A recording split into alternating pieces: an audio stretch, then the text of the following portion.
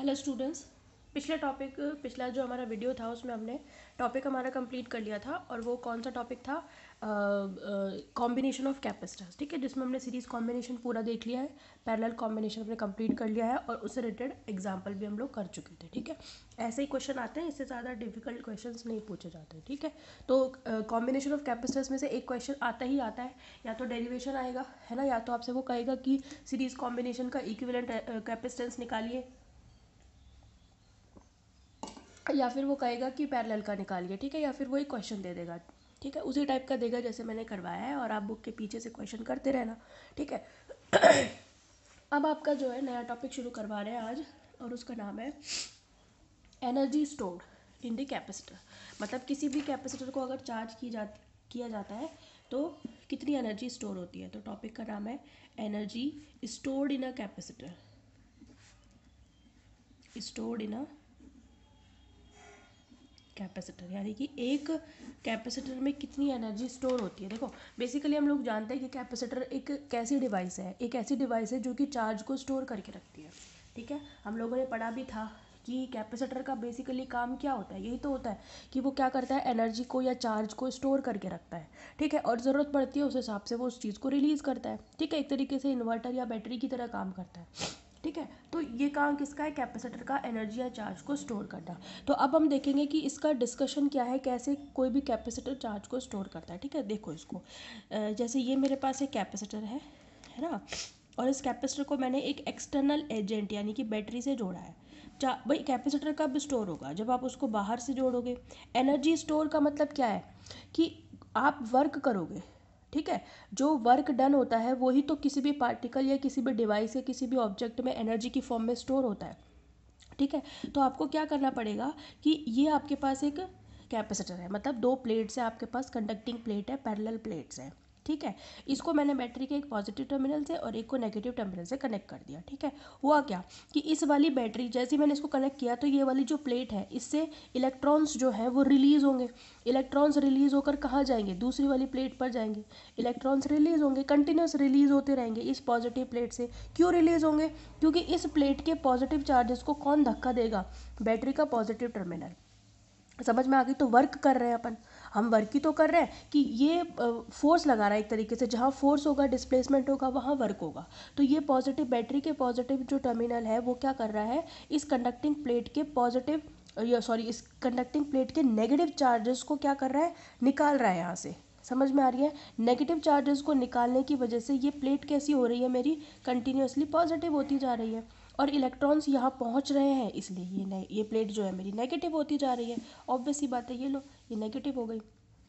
समझ में आ गई। इस तरीके से चार्जेस जो है वो सेपरेट हो रहा है, एक प्लेट पर तो पॉजिटिव ही चार्ज बचेगा और एक प्लेट पर नेगेटिव ही चार्ज बचेगा। समझ में आ गई। और इस चार्ज सेपरेशन की वजह से इस कैपेसिटर के अंदर एनर्जी या चार्ज जो है वो स्टोर हो जाता है, और जो वर्क डन है वो किसकी फॉर्म में स्टोर होता है, एनर्जी की फॉर्म में स्टोर होता है, और वही क्या कहलाती है, energy stored in a capacitor. समझ में आगे बात। हम देखेंगे कि किसी को अगर अपन वी वोल्टेज दे, वी वोल्टेज की एक बैटरी कैपेसिटर से कनेक्ट करें तो उसमें कितना चार्ज या कितनी एनर्जी उसमें स्टोर हो जाएगी। समझ में आ गई, यही हम लोग देखेंगे। तो सबसे पहले हम लिखेंगे, since capacitor is a charge और energy storing device, energy storing device. समझ में आ गई। फिर हम लिखेंगे energy stored in a capacitor,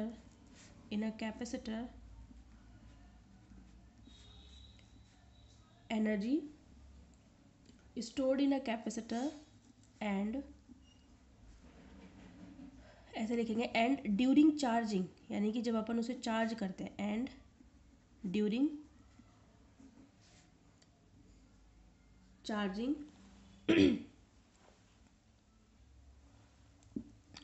energy, ऐसे लिखना है, energy is stored in a capacitor and during charging it is equal to, कितनी एनर्जी स्टोर होगी, it is equal to work done by the external agent. External agent से इसका क्या मतलब है, जो भी आप बैटरी कनेक्ट कर रहे हो। समझ में आ गई बात आपको? यानी कि कैपेसिटर एक तरीके से बेसिकली चार्ज स्टोरिंग या एनर्जी स्टोरिंग डिवाइस है। और इसमें एनर्जी स्टोर कैसे होती है कि जब आप बाहर से कोई एक्सटर्नल एजेंट या बैटरी लगा करके इसमें क्या करते हो, वर्क करते हो, और जो वर्क डन होता है वो पर्टिकुलर ऑब्जेक्ट में या डिवाइस में किसकी फॉर्म में स्टोर हो जाता है, एनर्जी की फॉर्म में स्टोर हो जाता है। तो इसमें भी यही काम होता है। अब प्रोसीजर क्या रहता है वो देख लेते हैं। When a capacitor is connected to a battery, यानी कि ये एक एक्सटर्नल एजेंट है, बैटरी ऑफ वोल्टेज है ना V, ये हमने मान लिया लेट कि वह बैटरी की वोल्टेज क्या है, V है। देन चार्जेस और you can say electrons. Charge का मतलब क्या है, electrons. Electrons from one plate separates and reach to the second plate, due to this some charge is separated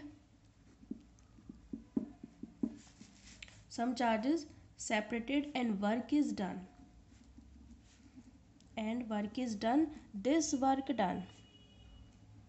This work done due to charge separation, जो थोड़ा सा charge अलग हुआ है, due to charge separation is stored in the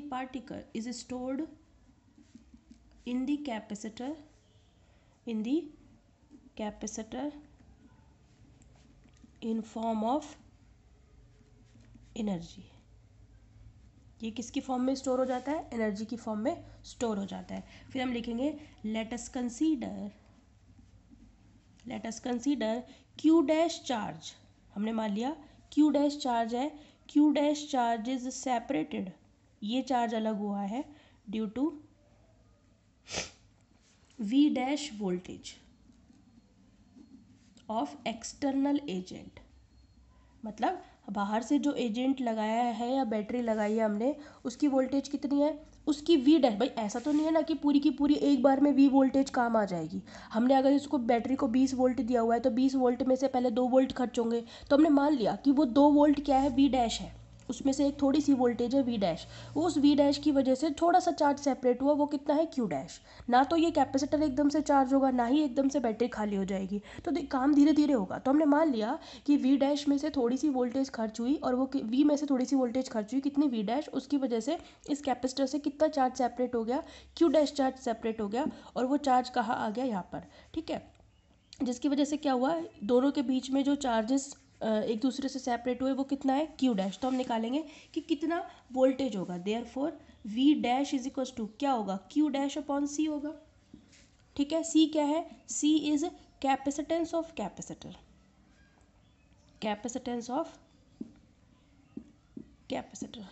ठीक है।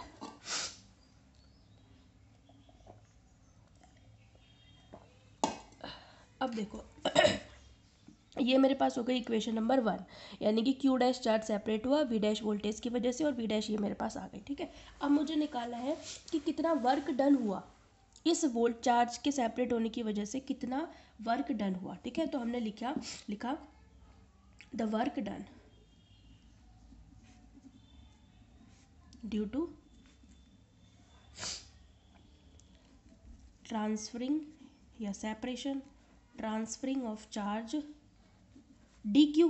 पहले DQ के लिए निकालना था, DW कितना होगा बताओ, DW जो भाई DQ चार्ज सेपरेशन की वजह से जो थोड़ा सा वर्क किया जाएगा वो कितना होगा, वर्क इज इक्वल टू क्या होगा बताओ आप, वर्क इज इक्वल टू कैसे निकालोगे, V डैश इंटू DQ। क्योंकि आपको याद होगी पोटेंशियल की मैंने एक डेफिनेशन बताई थी कि पोटेंशियल क्या होता है, पोटेंशियल होता है वर्क अपॉन चार्ज। बताया था कि नहीं, कि work per unit charge potential कहलाता है। तो वर्क क्या होगा, पोटेंशियल इंटू चार्ज। पोटेंशियल कितना है, V डैश, और कितना चार्ज सेपरेट कर रहे हो आप, DQ चार्ज सेपरेट कर रहे हो। समझ में आ गई बात आपको? ठीक है भाई, तो ये मेरे पास हो गई इक्वेशन नंबर 2। समझ में आ गई? अब आप क्या करोगे, आपको टोटल वर्क डन चाहिए, तो उसके लिए आपको क्या करना पड़ेगा, टोटल वर्क डन के लिए आप दोनों तरफ क्या कर दोगे, इंटीग्रेशन कर दोगे, ठीक है। तो अब हम क्या लिखेंगे, देयरफॉर पहले हम ऐसे बता देते हैं, let the total charge that is transferred from one plate to another plate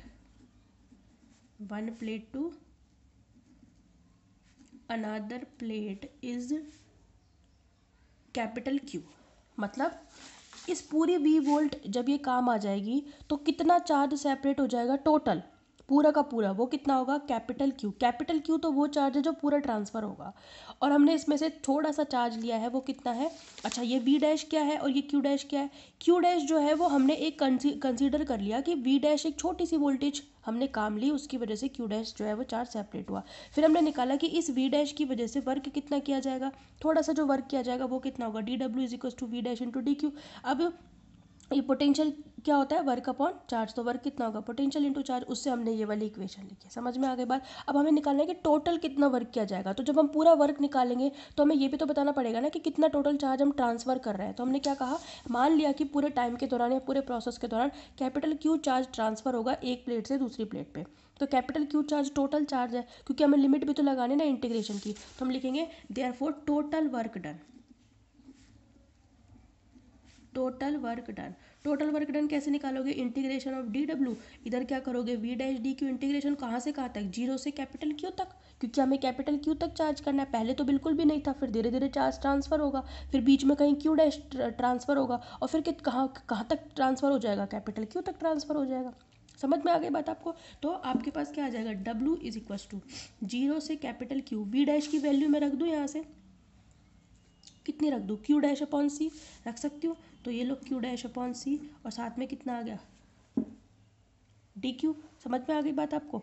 अब लिमिट, अब इसका इंटीग्रेशन करो, इंटीग्रेशन कैसे करोगे, 1/c, सी को बाहर ले लो, कांस्टेंट है, अंदर क्या बचेगा, Q डैश, और साथ में है DQ, जीरो से है C। समझ में आ गई बात। एक काम कर लेते हैं, आप इंटीग्रेशन वैसे कर सकते हो, एक छोटा सा काम कर लो कि इसको DQ डैश कर लो, ताकि आपको इंटीग्रेशन में कन्फ्यूजन ना हो, हालांकि वैसे भी हो जाएगा। ये लो DQ डैश कर लो। अब तो आप इसका इंटीग्रेशन कर सकते हो ना, वरना आप यूँ कहोगे कि मैडम Q डैश का DQ के रेस्पेक्ट में कैसे इंटीग्रेशन करें। समझ में आ गई, इसलिए मैंने इसको DQ डैश किया है, और कोई दिक्कत नहीं है, ठीक है। तो हमने लिख लिया W is equal to, integration क्या होगा, x का इंटीग्रेशन क्या होता है, ऐसे तो लिखते हो x की पावर n का, x की power n plus one upon x की पावर n प्लस वन, ऐसे तो लिखते हो। तो जो x dx है उसका इंटीग्रेशन कितना होगा, एक्स स्क्वायर बाई टू ही तो होगा, क्योंकि यहाँ पे पावर कितनी है, वन, तो x की power one plus one upon one plus one ही तो करोगे, तो इंटीग्रेशन ऐसे तो करते हो, है ना, आता है ना इंटीग्रेशन। तो इसका कितना हो जाएगा, q square by two, q dash square by two, कहाँ से कहाँ तक, जीरो से लेकर के कैपिटल Q तक। तो ये हो गया Q dash square by two, Q dash की पावर वन प्लस वन और नीचे वन प्लस वन। तो ये मेरे पास W इज इक्वल टू कितना आ गया, वन बाई सी और capital Q square by two. Limit रख दी ना मैंने, upper limit minus lower limit. तो मेरे पास क्या आ गया, W इज इक्वल टू, ऐसे लिख दूँ, Q स्क्वायर अपॉन टू सी। तो ये मेरे पास क्या आ गया, या फिर आप ऐसे लिख सकते हो, हाफ Q स्क्वायर बाई सी, मतलब बात तो वही है, ठीक है। तो ये मेरे पास आ गया इक्वेशन नंबर थर्ड। ये किसको बता रही है, वर्क डन को बता रही है। ये पार्टिकल जब आपने चार्ज को एक जगह से दूसरी जगह पर लेकर गए तो कितनी वर्क डन किया गया, W, और यही वर्क डन पार्टिकल में या ऑब्जेक्ट में या डिवाइस में स्टोर हो जाता है एनर्जी की फॉर्म में। तो एनर्जी कितनी हो जाएगी, देयरफॉर स्टोर्ड एनर्जी, ये तो आ गया टोटल वर्क डन, है ना, stored energy in capacitor, in the capacitor, वो W is equal to U is equal to W ही तो होगा, इतना ही तो वर्क किया जाएगा। तो U इज इक्वल टू भी कितना होगा, half Q square by C। समझ में आ गई। ये हमारे पास क्या आ गया, स्टोर्ड एनर्जी आ गई, इक्वेशन नंबर 4। समझ में आ गई बात आपको, ठीक है। अब आप क्या कर सकते हो, अगर आपको न्यूमेरिकल में चार्ज दे रखा है, कैपेसिटेंस दे रखा है, पोटेंशियल निकलवाना है, तो आप इस फॉर्मूला को यूज़ करोगे। मतलब इसमें से कोई भी दो चीज़ देखकर तीसरी निकलवा लेगा, तब तो आप इस फॉर्मूला को यूज़। पर अगर उसने वोल्टेज दे दी, वोल्टेज की फॉर्म में पोटेंशियल एनर्जी पूछ रहे हैं आप, तो क्या करोगे, है ना। तो आप ऐसा करोगे, since battery voltage is equal to V, and हम जानते हैं कि जो आपका V होता है ना, या फिर आपका क्यू इज इक्वल टू क्या होता है, सी वी होता है, क्योंकि हम जानते हैं ना कैपेसिटेंस की डेफिनेशन से सी इज इक्वल टू क्या होता है, क्यू अपॉन में वी होता है। अरे भाई जानते हैं नहीं जानते, तो Q is equal to C V होता है। तो जहाँ पे अभी आपके ये जो आया है ना, अभी आपके जो ये क्यू स्क्वायर आया है, आप क्या कर सकते हो, Q is equal to C V यहाँ पे रख सकते हो, ठीक है। Therefore by equation 4 U is equal to half, Q की जगह पर क्या लिखोगे, C square V square upon C से सी कैंसिल हो जाएगा, तो यू इज इक्वल टू क्या आ जाएगी, हाफ सी वी स्क्वायर। तो ये भी क्या बताती है, एनर्जी ही बता रही है, स्टोर एनर्जी इन कैपेसिटर। बस इसमें और इसमें क्या फ़र्क है, ये बता रही है चार्ज और कैपेसिटेंस की फॉर्म में, और ये बता रही है कैपेसिटेंस और वोल्टेज की फॉर्म में। तो क्वेश्चन में आपको देख लेना कि क्या क्या दे रखा है। अगर आपको उसने सी वी दे रखा है फिर यू पूछा है तो आप इसको यूज़ करोगे, अगर उसने आपको क्यू और सी दे रखा है, यू पूछा है तो इसको यूज़ करोगे, या फिर आप देख लेना कि उसने क्या क्या दे रखा है, इनमें से कोई 2 चीज़ दे रखी है तो 4 यूज़ करोगे, इनमें से कोई 2 चीज़ दे रखी है तो 5 यूज़ करोगे। समझ में आ गई। तो ये आपके पास क्या आ गई, stored energy in the in the capacitor. समझ में आ गई। और आप इसे कन्वर्ट कर सकते हो, आप सी की जगह पर क्या लिख सकते हो, क्यू अपॉन वी, है ना, यहीं पे बता देती हूँ। Similarly put C is equal to Q upon V इन 4 रखो, तो यू इज इक्वल टू क्या हो जाएगा, हाफ क्यू स्क्वायर, सी की जगह पर क्या रखोगे, क्यू अपॉन में वी। अब ये वी ऊपर चला जाएगा, क्यू से क्यू कैंसिल हो जाएगा, तो यू इज इक्वल टू क्या हो जाएगा, हाफ क्यू इंटू वी। एक और फॉर्मूला आ गया, ये किस किस की फॉर्म में, चार्ज और वोल्टेज की फॉर्म में, ये किस किस की फॉर्म में, कैपेसिटेंस और वोल्टेज की फॉर्म में, ये किस किस की फॉर्म में, चार्ज और कैपेसिटेंस की फॉर्म में। तो 3 फॉर्मूला आ गए। अब देख लेना आपको कि उसने कौन सा दे रखा है, ये इनमें से कोई चीज़ दे रखी है, इनमें से दे रखी है, या इनमें से दे रखी है। समझ में आ गई, न्यूमेरिकल आता है इसके ऊपर। समझ में आ गया आपको, ठीक है। तो नेक्स्ट इसमें जो भी है एनर्जी डेंसिटी निकालेंगे इन अवर नेक्स्ट टॉपिक, और कुछ क्वेश्चंस करेंगे। Okay, thank you.